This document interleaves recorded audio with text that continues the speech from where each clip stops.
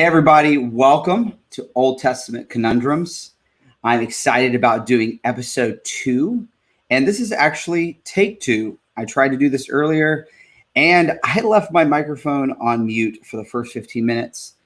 And then I tried to unmute and continue the broadcast, and it wasn't working well. So I just decided to delete the first one and try again, but that's okay. Here we are for take 2 of this broadcast. I just want to say thank you guys so much for just the kind words and even the feedback from our very first episode.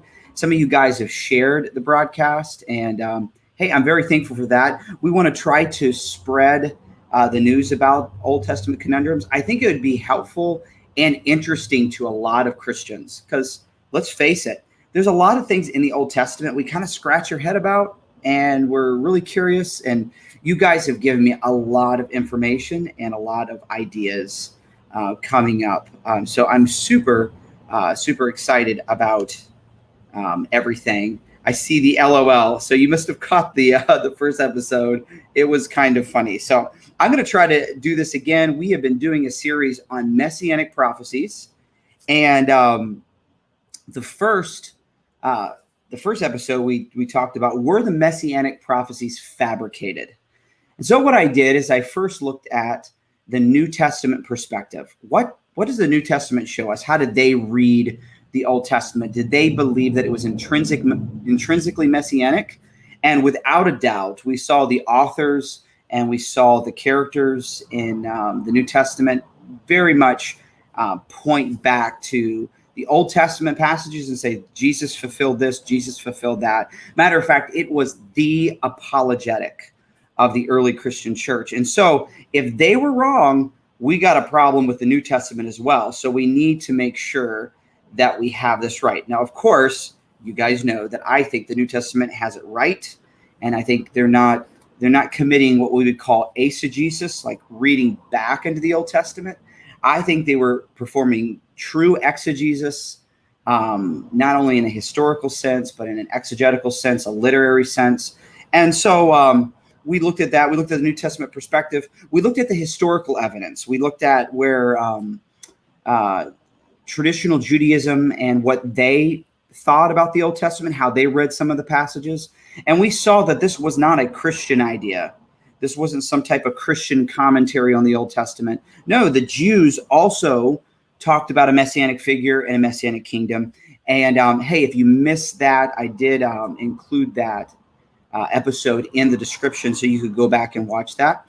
And then we talked a little bit more. We advanced the thought a little bit more with the text critical and canonical evidence. That might be really interesting to you. But we see from the historical evidence, the New Testament, even the text critical and canonical evidence, the evidence pushes towards a messianic understanding of the Old Testament. But I think in order to really prove that case, we're going to have to take it a step further. We can't just lean on how do the New Testament writers interpret it or the historical evidence. We need to be able to make the case from the Old Testament itself. And I'm going to share my notes with you, or my screen with you, and you're going to see why I think that is important. So let's go ahead and share the screen. And here's a quote that I want to share with you from Snodgrass. He said this: "The early church applied such texts to Jesus because their conviction about his identity. The conviction about his identity did not derive from the Old Testament. They found Jesus and they saw how the scriptures fit him." Snodgrass went on to say that it would be better to view Jesus as the climax rather than the fulfillment of Scripture. Now, furthermore, not only that, but there's several scholars that also have the persuasion that there are no clear messianic ideas in Israel until the post-exilic period, or even until the 2nd century BC. And so some would say Christians read into it. Yeah, the Jews, traditional Judaism, maybe for a time, but there really wasn't any messianic idea prior to 2nd century BC. So what that would do is pretty much take our historical evidence, our New Testament perspective, and just kind of saying, categorically denying all of that. However, if somebody has that conclusion, these conclusions presuppose that the Hebrew Bible doesn't explicitly or implicitly proclaim the coming of a messianic figure. And so they would actually ignore the text itself. They would claim that the text doesn't actually teach this. One of the things that they go to often when they're trying to prove their case is they try to go to the term Messiah or Mashiach itself, and they will give some type of argumentation like this: the Hebrew Bible commonly and accurately translates Messiah, or the word Messiah, anointed or to anoint. This word Messiah or Mashiach appears 39 times in the Hebrew Bible, generally with another noun such as the anointed priest. Here's a couple of ways that the term Messiah is used. In Isaiah 21:5, it's used for rubbing oil on a shield. So the shield was Mashiach, it was anointed. Okay, you have the smearing of paint on a wall, Jeremiah 29, verse 14. The verb is also used of smearing oil or anointing objects used in worship, such as the altar in Genesis 31:13. You have the anointing of the tent of meetings, Exodus 30:26, and the tabernacle and all that's in it, Exodus 40, verses 9 through 11.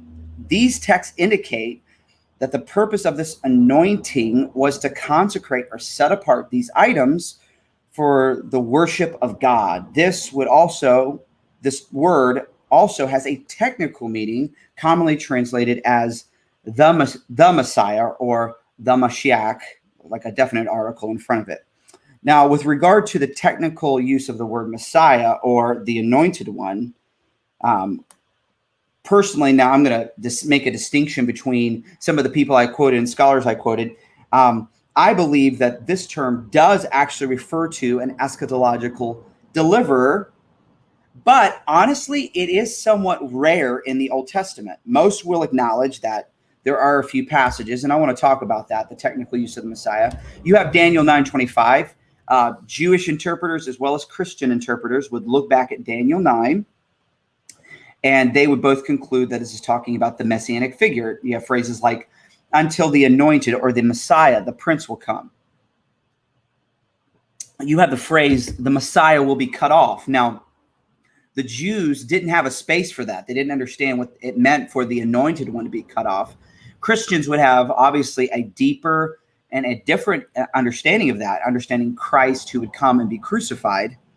But most would agree that this was a messianic, or understood to be a messianic passage, used in the technical sense. You have Psalm 2, verse 2. It says, the Lord and his anointed one, this is the phrase, but in Psalm 2, and really the whole passage, really, this is the psalm that talks about, why does the heathen rage and imagine a vain thing?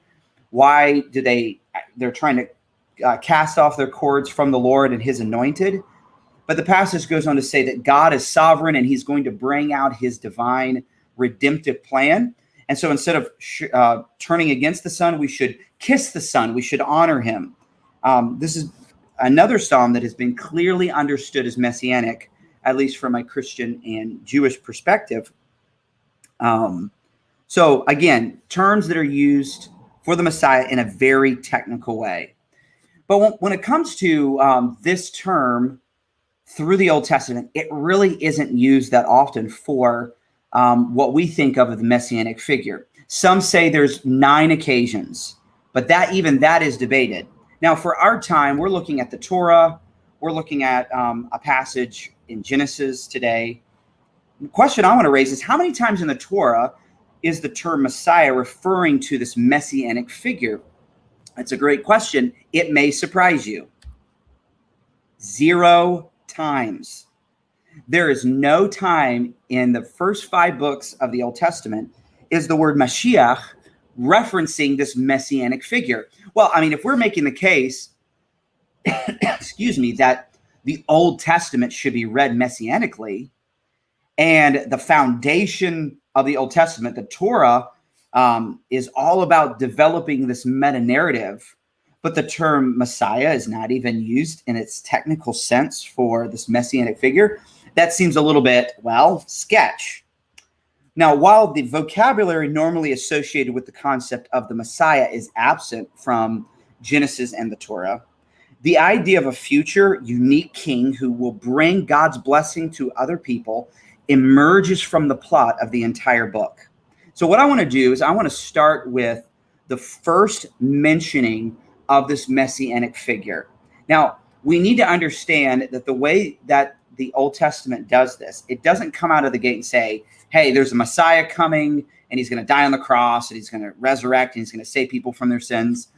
No, the way the Messianic figure is developed through the narrative, it begins with hints, indications, things that would build expectation. And before we know it, as the Torah and as the Old Testament is developing this Messianic figure, we begin to get more details of this coming king, this coming person.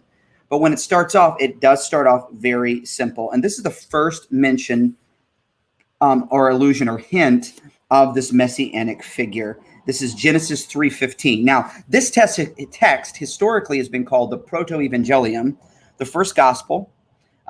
This was designated Proto-Evangelium by Irenaeus, an early church father who clearly taught this was the first good announcement of the good news of a coming king, or a coming Messiah who would fix all that is broken in our world. Now, Gerald Sigel railed and set on this idea and said, there is absolutely no proof to assume that this verse, Genesis 3:15, is messianic. Finding a reference to Jesus here is to be exegetically untenable. Now, I want to really raise the question, is he right? Well, I don't think he is. And I would like to challenge this conclusion. But I want to do that by actually presenting to you 4 views of Genesis 3:15. Now, what this will do is it will help us see the landscape of interpretation. It would also save us from developing kind of a straw man to set up and say, hey, look, this is what this passage is saying, and kind of knock down all the other arguments. It'll help us present a steel man. But then as we present and we show the messianic reading of the text, I think you'll see that it is exegetical, it's syntactical, and also it follows the literary flow of Genesis as well. So we're going to look at this. And the first thing that I want you to see, the first view of Genesis 3:15 is what we would call the naturalistic view. The interpretation, or this interpretation rather, sees the serpent as just a part of the animal kingdom. The serpent's seed would just be more snakes.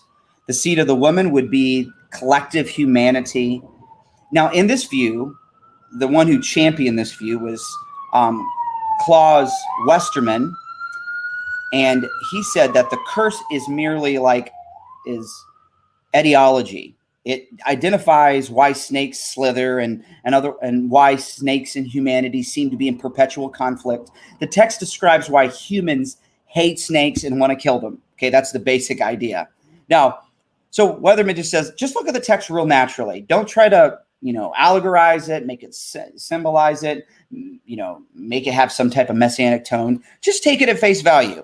Now, Westermann gives 2 arguments to support the naturalistic interpretation. First, he maintains that the word for seed or offspring, the word zerah, must be understood collectively. Hence, the seed of the woman is speaking of a line of the woman's descendants, and therefore cannot refer to individuals, like an individual messianic descent. It's impossible in his mind, exegetically. And secondly, according to Westermann, the passage is a pronouncement of judgment, and so according to form criticism, it would not contain a promise of victory. And hope is not in the midst of judgment here, okay? And so that's his 2 major conclusions. Now, we're going to give some objections, but I'm just trying to give you the idea. So just very natural. The serpent is a serpent. His offsprings are snakes. This is the woman. It's talking about collective humanity. Just a very natural way of looking at it. So that's that view. And I meant to put that on your screen so you could take notes. That was my bad. So you could see his 2 arguments. The second thing is the symbolic view. Okay. Now, the proponent of this view, at least one of the main proponents, is John H. Walton, and he states this. He says, this verse is depicting a continual, unresolved conflict between humans and the representatives of evil.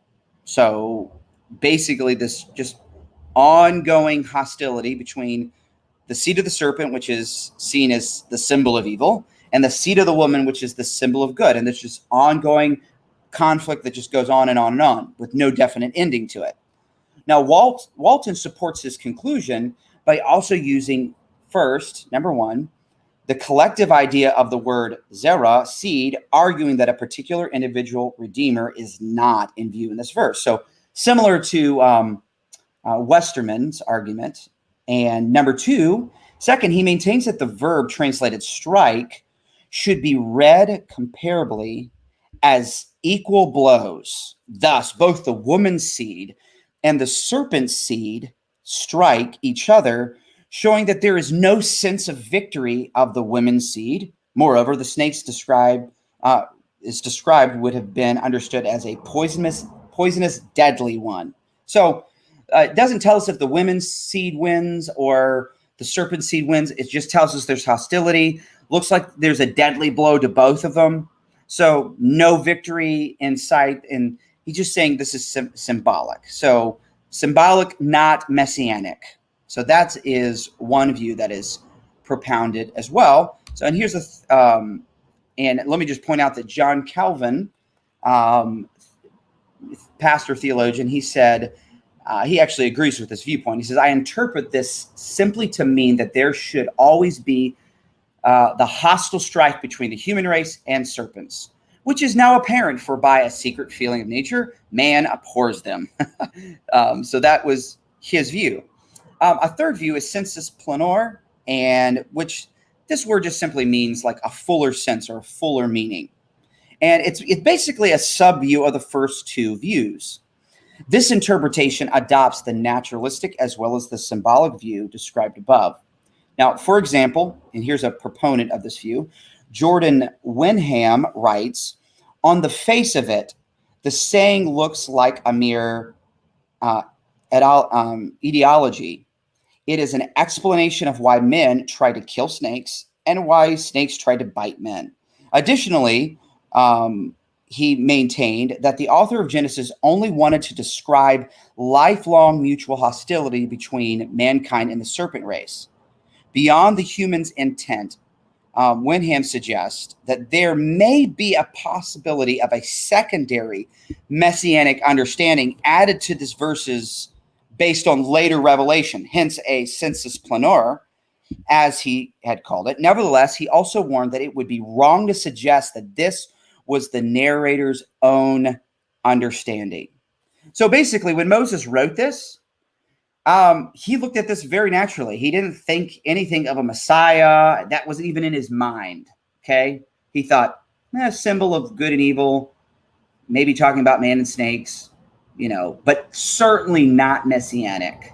Messianic understanding came much later. So that's the sensus plenior understanding. Now, I think there, to a level, I do agree with, as the revelation of God continued, there's a fuller sense being developed, no doubt. But I also think this actually runs against what the New Testament says, because Jesus says, Moses wrote of me and testified of me, for he wrote of me, which indicates that Moses had an understanding that when he was writing, at least in part, he was writing of the Messiah. We dealt with last time in 1 Peter that when the prophets were writing about these things, they were searching what person and time that this would take place. So they knew of the Messianic figure, and they were trying to figure out when this Messianic figure would come. So it wasn't unbeknownst to them. But this sensus plenior would actually have this type of leaning. So basically, there's two meanings of this text. One, the original audience would have thought of. And then secondly, a post-Christ readership or hearer, they would have read it more messianically, whereas the Old Testament people reading it would have read it more naturally or symbolically. So that's that view. So we have the naturalistic view, the symbolic view, the sensus plenior view, and then finally, this is the last major view, is the Messianic view. Now, this view, this interpretation sees the serpent as Satan, or empowered by Satan, and his seed as anyone who follows his likeness. I want to pause there and say, I think we're going to see this. We're not going to look into this in detail, but as we go into even the next chapter, Genesis chapter 4, when Cain murdered and he sinned against the Lord, he is cursed, and you're going to actually hear language that sounds similar to the curse of the serpent. And what seems to be indicated through Genesis 4 is that Cain is actually of the serpent seed. And anybody that follows suit, you think about in John chapter 8, where Jesus says to the Pharisees, you're of your father, the devil. You're of the serpent seed. He was a murderer from the beginning, and he abode not in the truth. And he says, hey, you're of him. You're of his seed. You're following him. So it seems to be the serpent would be Satan. His seed is anyone who follows his likeness. And the seed of the woman being a specific offspring, the Messiah. So not collective, but a specific offspring, the Messiah. Now, I want to argue that the Messianic view is exegetically seen, syntactically seen, and also literarily seen. It's more sustainable, and it is the best explanation of what is said of Genesis 3:15. So we need to examine that. Now, I'm a little bit surprised that even the Net Bible, which I love the Net Bible, and there's a note in it that basically says that if you read Genesis 3:15 messianically, you're reading it allegorically. I don't think that's the case at all. I think it's actually more of a literal, careful reading of the text, and I hope to display that to you. And the way I'm going to do that is I'm going to do it by arguments and counter arguments. So in some of the other views, they said that the word seed is not, they would say that the word seed is limited to a collective sense. So it's not talking about an individual offspring, but it only can be talking about this collective sense. Now, I want to actually make the comment in the statement that the word seed is not limited to the collective sense. Both the naturalistic and symbolic view makes a lexical argument that this seed is limited to a collective sense, but this is simply incorrect. The word can also be used with an individual meaning as well. For example, the word seed is used of an individual in the very next chapter, Genesis 4:25, when Eve identified Seth as a particular seed, translated child, or it can be translated child, given in the place of Abel. Now, let me read the verse to you. Genesis 4:25, and Adam knew his wife again, and she bore a son and called his name Seth, for she said, God has appointed for me, catch this, another offspring instead of Abel, for Cain killed him. Now, who is the other offspring? It's Seth. So in context, the offspring is clearly seen as an individual, not used in the collective sense. Now, Genesis 3:15 also does a similar thing, and I want you to notice this. And I'm being a bit technical, but this is important. Zerah never occurs in the plural form in the Old Testament. In context, when the seed / offspring should be translated as plural, then plural nouns or pronouns will accompany it. The same is true of a singular interpretation as well. Context always determines its use, just like in Genesis 4 that we just showed. In Genesis 3:15, Moses uses singular nouns and pronouns. But not only that, Moses emphasizes the he with an independent pronoun, kind of like a little bit of an extra. This is just a supplied pronoun. It's simply there for emphasis. Now, in Hebrew, the subject of a sentence is connected to either the noun or the verb. Now, my friend Mark Sinners, he wrote an article for City Light called The Messianic Serpent Slayer. And he's a beast when it comes to Hebrew. And I'm so excited about having him on the series that we're going to be doing here as well. And he gave this illustration in the article, and I thought it was helpful. He said the phrase, he will crush, or excuse me, yes, that should be he will crush. I don't know why I said we, but anyways, that should be he in the notes. He will crush. Actually should be translated will crush he, or in the Hebrew, that's how it would be read. Let me restate that because I actually got a little tripped up by my typo here. The he will crush in your translation in the Hebrew would be will crush he. So in other words, it's like one Hebrew word and all of it's jammed together. So the pronoun is embedded within that Hebrew word. However, there's an independent pronoun in Hebrew, which an author can use for emphasis. So now this is actually clearly seen in a translation. Genesis 3:15, this is how it would be translated if you actually showed the pronoun in the translation. I will put enmity between you and the woman, between your seed and her seed. He himself will crush your head, and you yourself will crush his heel. So there's an emphasis here. Moses inserts two independent pronouns to grab our attention and to focus the promise on a single individual. A single offspring from the woman will come and crush the serpent, reverse the curse, restore the broken fellowship between God and man. Now, the syntactical evidence encourages a messianic view of Genesis 3:15. Now, we're going to say more about that, but I want to go to the other objection. Another counter argument is this. Somebody said, well, this is not about redemption or hope or victory. This is about judgment.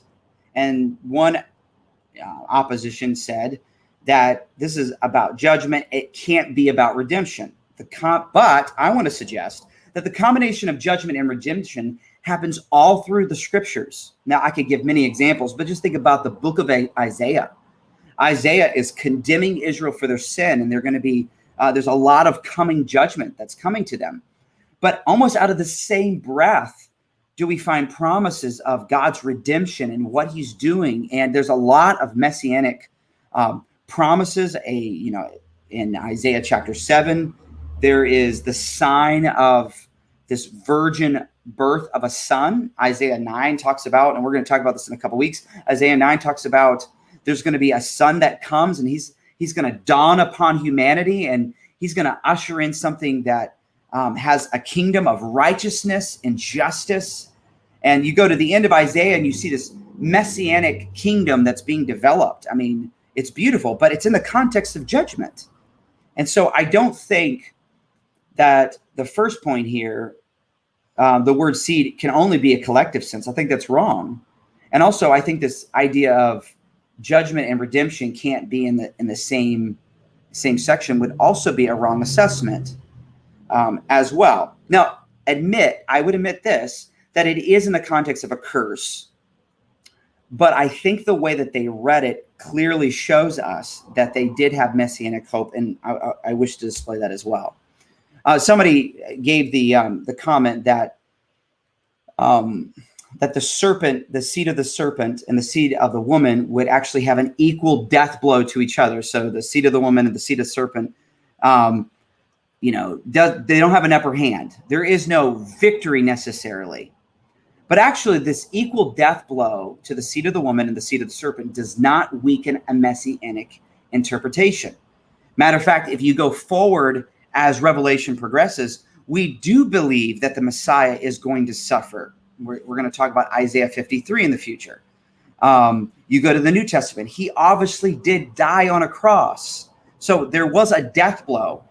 But what we weren't told was that this Messiah, at least in Genesis 3, is that this redeeming figure that's coming, he is going to be resurrected and he's going to establish a kingdom.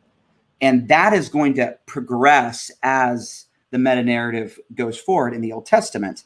But either way, with this even their understanding, it doesn't mess up a messianic interpretation. So that's important to see as well. And the last thing that I want you to notice is that the Genesis narrative as a whole strengthens the messianic interpretation. So what do I mean by that? Well, if we look at the literary evidence of Genesis, we see that actually what is being traced through the book of Genesis is really this particular thought. This Genesis 3:15 is not just an incidental thing that was stated at the beginning, and it's no longer in the narrative. It actually guides the plot line of Genesis, the Torah, and really the rest of the Old Testament. And arguably, it sets the pace for the rest of the Bible. I like how one author put, I don't know if I put this in your notes. Yes, I did. John Sailhammer said this: more is at stake in this brief passage than the reader is at first aware. A program is set forth, a plot is established that will take the author far beyond this or that snake and his seed. And so as you go through the biblical narrative, you're going to come to passages. So let's just trace this out. Now, what I want to do next week is I want to dive deeper into how this is traced out through the Torah. But I want to just give us enough for our understanding right now, because I just proposed to you that Genesis 3:15 makes sense exegetically and syntactically more as a messianic interpretation. But does the text actually show that? Does the context actually show that through the rest of the book? Well, let's just consider Genesis chapter, I'm going to go back to the quote in a minute, but Genesis chapter 4, verse 1. In Genesis chapter 4, verse 1, Eve recognizes the birth of Cain, that it is significant, and that he might be the promised seed. Cain proves to be the seed of the serpent by killing Abel. This reflects the conflict between the two seeds. Seth carries on the promise of the godly line and the messianic hope. It's interesting that in Genesis 4:1, I'm going to point this out a little bit more clearly next week, but when you read Genesis 4:1, it seems that Eve is saying that she had required a man, and sometimes we have supplied words there, but in the Hebrew, it's just literally, I have acquired a man, the Lord. And it's quite possible that Eve thought that Cain was the promised Messiah coming. Now, he turned out not to be the case. And then Abel was killed. So who's going to continue this line? And in Genesis 4, I believe it's verse 26, it talks about God giving another specific offspring, Seth, who would carry that line. Now, in Genesis chapter 5, is one of the boring parts of Scripture, genealogies. But remember, what is the plot line being established? You do have this seed, so it would make sense to go into genealogies. And in hidden is a crucial text that reveals what people were thinking of post Genesis 3:15. In verse 29, Lamech, hope, is that the birth of his son Noah will be the promise fulfilled. Noah means comfort and it means rest. Lamech says, out of the ground, this is verse 28, out of the ground the Lord has cursed. This one, that's Noah, shall bring us relief from our work and from the painful toil of our hands. So it's obvious that Lamech is tying back to the language of Genesis 3, and he's hoping that his son would be the promised one that would bring relief. We see that in the language. Now, Noah wasn't the skull crusher of the serpent, but he was certainly used of God to secure the promise. And this takes us into Genesis 6. What is happening in Genesis 6? Well, we have the flood, and what do we see? We see God protecting the bloodline, protecting the seed in the family, in Noah's family. Then in Genesis chapter 9, we have a promise given to Shem that continues actually messianic implications and continues the seed. We have the curse of Ham, but then you have the blessing of Shem, and also Japheth is included in that too, but particularly Shem. Then you have in Genesis chapter 12, you have the Abrahamic covenant, which is bursting with messianic expectation. Abraham is promised three things: offspring, land, and to be the blessing, and to be blessing to all the nations. Genesis 17 fills out this Abrahamic covenant more, and he says, I will make you into nations, and kings shall come from you. And I will establish my covenant between to me and you and your offspring after you through generations for an everlasting covenant. So now he knows that this is going to continue in his lineage. It's going to continue forth. So again, the promise involves offspring. So the question has to be raised, how could a future seed be a blessing to all nations? Now, we don't know the answer to that, but this is building messianic expectation. This messianic hope is passed then to Isaac, then it's passed to Jacob. And there's occasion where Abraham is given a hint of this messianic hope in Genesis 22. The climax of Abraham's story, it prophesies that the seed of Abraham will rule their enemies. As the story progresses, we are able to assemble more of the puzzle about the identity of the Messiah. And then we get to the end of Genesis 49, verse 10. Now, when Jacob is dying, he calls his sons to himself so that he can bless them. And in doing so, he also prophesied something concerning each son. Judah is told that the scepter, which is you could say a tool, a scepter would be a staff for a king, if you would. The scepter shall not depart from Judah, nor the ruler's staff from between his feet until he, a particular individual, he comes to whom it belongs. Belongs what? The scepter, the kingdom. So this is obviously predicting a messianic king. So as the narrative progresses, there is the seed of the woman that's going to crush the serpent.